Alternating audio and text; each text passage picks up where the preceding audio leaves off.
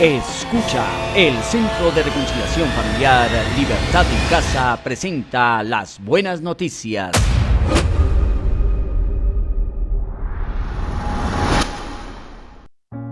No se dejen engañar. Nadie puede burlarse de la justicia de Dios. Siempre se cosecha lo que se siembra. Los que viven solo para satisfacer los deseos de su propia naturaleza pecaminosa cosecharán de esa naturaleza destrucción y muerte. Pero los que viven para agradar al Espíritu, del Espíritu cosecharán vida eterna. Gálatas 6, 7 y 8. Bienvenidos a esta entrega más de las buenas noticias. Este estudio devocional tiene como objetivo que logremos entender el propósito que tenía Dios al crearnos en el universo. Dice la Biblia que al crear al ser humano, Dios le dijo la siguiente instrucción, que es su voluntad: sean fructíferos y multiplíquense. Llenen la tierra y gobiernen sobre ella. Reinen sobre los peces del mar, las aves del cielo y todos los animales que corren por el suelo. Génesis 1:28. Entonces, el plan de Dios es que los seres humanos den fruto de su propia naturaleza, que es eterna, y que multipliquen ese fruto conquistando la tierra y estableciendo su gobierno en ella. En otras palabras, establecer el reino de los cielos aquí en la tierra. Su voluntad es que primero demos fruto. Ese fruto debe corresponder a la esencia de lo que somos, pues Dios nos dio vida al soplar de su propio aliento, o sea, su espíritu en la nariz del ser humano. Es que Dios es espíritu, Juan 4:24. Así que el fruto que Él espera de los humanos es el fruto del espíritu. Pero la serpiente es astuta y logró engañar y engaña a los que la escuchan. Y entonces el ser humano perdió su esencia espiritual y se dejó gobernar por su carne, que es la naturaleza pecaminosa a la que se refiere Pablo en su carta a los Gálatas. Pero Dios, en su misericordia y amor, envió a Jesucristo para encontrar lo que se había perdido, Lucas 19:10. Él dijo: ustedes no me eligieron a mí, yo los elegí a ustedes y les encargué que vayan y produzcan fruto duradero. Así el Padre les dará lo que le pidan en mi nombre. Juan 15:16. Esta es la esencia de lo que está diciendo el apóstol. Estudiábamos ayer que el alma es vulnerable a la estrategia de Satanás, en primer lugar por escuchar el engaño del diablo. Dejarse engañar es el resultado de no entender la voluntad de Dios. Tanto Pablo en su carta como Jesús en sus palabras hablan de la cosecha. El Señor dice que Él nos escogió para dar fruto eterno y que la cosecha será que Dios nos dará todo lo que le pidamos. Pero nadie, dice Pablo, se burla de Él. No podemos esperar que Dios nos conceda nuestras peticiones si no estamos dando el fruto de su naturaleza, porque el fruto que se obtiene es el resultado de la semilla que se siembra. El que siembra para su carne, segará de su carne, y el que siembra para el espíritu, segará del espíritu. Es que cuando el alma acepta falsedades, se debilita su discernimiento, y este es el segundo factor por el cual es vulnerable al ataque del enemigo: las pasiones desordenadas. Santiago enseña que la tentación nace cuando las pasiones internas son atraídas y seducidas. Él escribió: la tentación viene de nuestros propios deseos, los cuales nos seducen y nos arrastran. De esos deseos nacen los actos pecaminosos y el pecado, cuando se deja crecer, da a luz la muerte. Así que no se dejen engañar, mis amados hermanos. Santiago 1, 13 al 16. Otra vez el engaño. Esto es un factor de orden. No podemos separar el alma del cuerpo porque esta es el resultado del espíritu y la carne. A ver si me puedo explicar. No puede existir un alma si no hay un espíritu, que es el soplo de Dios, y un cuerpo que lo contenga. Así que el alma está entre lo divino y eterno y lo carnal y mundano. Lograr establecer el orden de quien gobierna es la tarea de la mente. El alma es, por así decirlo, el trofeo que busca el diablo. Todo el pecado del mundo tiene su objetivo en condenar el alma a una vida separada de la luz y el amor de Dios. En el cuerpo están los sentidos, en el alma la voluntad y las emociones, y en el espíritu la conciencia y los sentimientos. Si vives por los sentidos, vivirás por lo que ves, por lo que hueles, por lo que tocas, lo que comes y lo que oyes. Tu estilo de vida entonces será darle gusto a tu carne. Para Agustín, el mal es corrupción del bien. El diablo aprovecha la debilidad del alma cuando ésta busca placer inmediato o poder, en lugar de la verdad eterna. Es que el alma es ordenada al estilo de vida que decide llevar. Vivir para complacer la carne es debilitar la voluntad.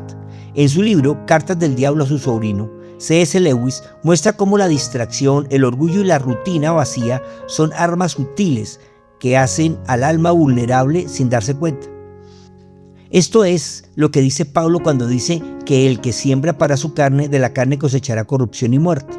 Cuando era joven, entre los muchos errores que uno llega a cometer, me dejé controlar por el cigarrillo y fumar era uno de los gustos que no me quería quitar. Entonces, la pregunta del Espíritu Santo a través de alguien fue: ¿tú crees que si dejas de fumar vas a sufrir? Aunque mi respuesta inteligente y lógica fue no. En realidad el diablo explota la debilidad para que la voluntad esté sometida y controlarnos mediante ese temor al sufrimiento, y así gobernar desordenando las emociones y encarcelando la voluntad. Si el piloto de nuestra vida es la carne, entonces estaremos sujetos a deseos engañosos. Nada nos dará verdadera plenitud y satisfacción, y entonces buscaremos más de lo mismo. Esa es la adicción a los sentidos. El que escucha quiere escuchar más. El que ve pornografía quiere siempre ver más y se expone a la depravación más y más. El que come quiere comer más. Lo mismo el que bebe y el que toca. Nada le llena y entonces se deja seducir por la voz del diablo, que es experto en exacerbar los deseos desordenados de la carne. Para Tomás de Aquino, el diablo no puede forzar la voluntad, pero sí influir en la imaginación y los efectos. El alma se vuelve vulnerable cuando las pasiones no están ordenadas por la virtud. Es que la virtud es esa excelencia moral de la que nos habla el apóstol Pedro, que debe ser el adorno de la fe. Es que, según Santiago, el diablo no nos puede tentar con lo que no deseamos. Por eso el apóstol aconseja: por lo tanto, escribió Pablo, hagan morir en ustedes todo lo que sea terrenal, inmoralidad sexual, impurezas, pasiones desordenadas, malos deseos y avaricia, que es idolatría. Por cosas como estas le sobreviene la ira de Dios a los desobedientes. Colosenses 3, 5 y 6.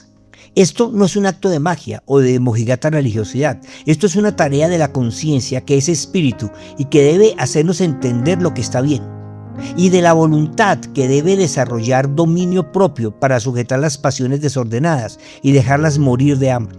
Es que si alimentas y consientes tu carne, ella pedirá más y más hasta devorarse toda tu vida. Mira a los adictos. La sustancia los gobierna porque ellos son prisioneros de su deseo y aunque no quieren, ya no pueden liberarse. Por eso yo corro cada paso con propósito. No solo doy golpes al aire, disciplino mi cuerpo como lo hace un atleta. Lo entreno para que haga lo que debe hacer. De lo contrario, temo que después de predicarles a otros, yo mismo quede descalificado. 1 Corintios 9, 25 al 28. Es que nadie puede sentirse lo suficientemente listo. Hay que entrenar y sujetar la carne. Ahora, puedes vivir no sujeto a tus bajos instintos de la carne, pero sí controlado por tus emociones, tales como el miedo, que paraliza la fe, o el orgullo, que sustituye la dependencia de Dios, deseos que se convierten en codicia y esclavitud, culpa que rompe la confianza en la gracia. Las emociones son reflejo de los estados del alma. En sí, son sensaciones intensas de corta duración. Por eso, algunas veces la euforia o la tristeza o la ira o la alegría son el gobierno de las personas que le ceden el control de sus emociones al enemigo, que las usa para dirigir las acciones y actitudes. C.S. Lewis, en Carta del Diablo a su sobrino, muestra cómo el enemigo exagera emociones cotidianas para mantener al alma distraída y gobernada por lo trivial. Es que emociones como la ira, la tristeza o la envidia son el arma más deseada por Satanás, que puede lograr destruir muchas vidas, como un veneno que se esparce en la comida, que envenena a toda una familia que la comparte. Enójense, escribió el apóstol Pablo, pero no pequen. Reconcíliense antes de que el sol se ponga y no le den lugar al diablo. Efesios 4, 26 y 27. Es que en la ira del hombre no actúa la justicia de Dios. Santiago 1:20. Dejarse gobernar por la ira es dejarse influenciar por la maldad del diablo. Otra emoción que es devastadora para el ser humano es la tristeza. Es ese estado del alma que quita toda energía y deseo del futuro. Dejarse invadir por la tristeza es entrar en depresión y muerte. El sabio Salomón dedicó algunos de sus proverbios para reflexionar acerca de esta emoción. Él escribió que el corazón alegre hermosea el rostro, mas por el dolor del corazón el espíritu se abate. Proverbios 15:3. Es que esas tres emociones sobre otras se reflejan en el rostro y afectan no solo al de la mala cara, sino a los que con él están. Hay dos clases de tristeza, según el apóstol Pablo: la causada por el egoísmo, que no quiere compartir, por la envidia, que desea y no tiene, o por el remordimiento, que solo ataca el alma, pero no le deja esperanza. Y la tristeza que produce Dios, esa que lo que hace es que entiendas y creas y te arrepientas.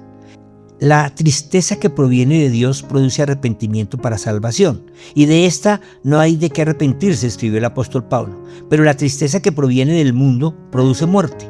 1 Corintios 7, verso 10. Y la otra emoción es la envidia, que se come por dentro el alma.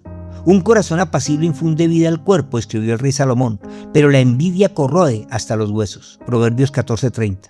Aquino enseñaba que las pasiones son buenas en sí mismas, pero se vuelven desordenadas cuando no están reguladas por la razón iluminada por la virtud. La templanza y la paciencia son virtudes que gobiernan la ira. La esperanza ordena la tristeza y la caridad vence la envidia. Ahora, es imposible por la naturaleza humana vivir bajo el gobierno de la conciencia, pues el espíritu del hombre está muerto mientras esté desconectado de Dios quien lo dio. Para esto es que vino Cristo, para restaurar esa relación con Dios y darnos vida en el Espíritu mediante el Espíritu Santo, que es el mismo habitando en los que creen. Es que hablar del gobierno del Espíritu es entrar en el nivel más alto de la vida. El Espíritu Santo ordena las emociones del alma y las pasiones de la carne, fortalece la voluntad y guía el alma hacia la verdad.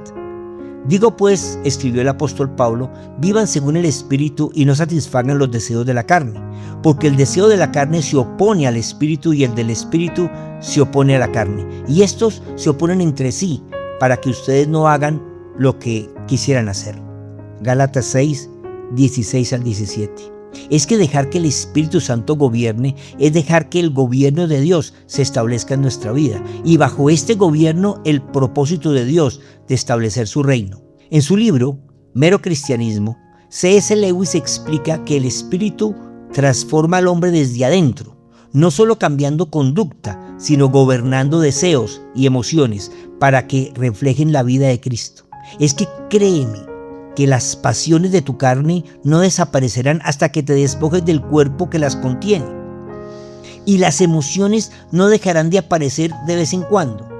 Pero pasiones y emociones se sujetan al Espíritu para que demos fruto que permanezca y así recibamos las promesas de Dios.